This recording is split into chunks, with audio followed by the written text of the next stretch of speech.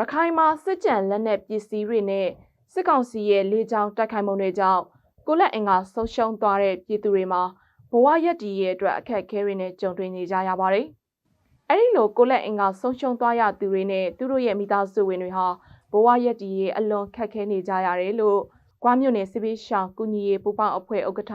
ကိုဖြိုးပိုင်စိုးကပြောဆိုပါတယ်။ပုံနာကျွန်းမြို့နယ်မှာဆိုရင်လဲစစ်ကောင်စီတပ်ဆွဲခဲ့တဲ့ရွာနဲ့နေရအနီးတစ်ဝိုက်တွေကိုသွာလာလုတ်ကန်စားတောက်နေကြသူအများပြားဟာစစ်လက်ကျန်မှန်းတွေကြောင့်ကိုလက်အင်္ဂါဆုံးရှုံးသူတွေများပြားနေတယ်လို့ကုညီဆောင်ရွက်ပေးနေသူတွေကပြောပါတယ်။ရခိုင်မှာအာရခတပ်တော် AA ကမြို့နယ်14ခုအထိသိမ်းပိုက်ထိန်းချုပ်ထားပြီးဖြစ်ပေမဲ့စစ်ကောင်စီရဲ့စစ်ကြံလက်နက်တွေပောက်ကွဲမှုနဲ့စစ်ကောင်စီကလေကြောင်းတိုက်ခိုက်မှုတွေကြောင့်ဒေသခံပြည်သူအများပြားဟာထိခိုက်ဒေဆုံးမှုတွေနဲ့ကိုလက်အင်္ဂါဆုံးရှုံးမှုတွေနဲ့ကြုံတွေ့နေကြရတာပါ။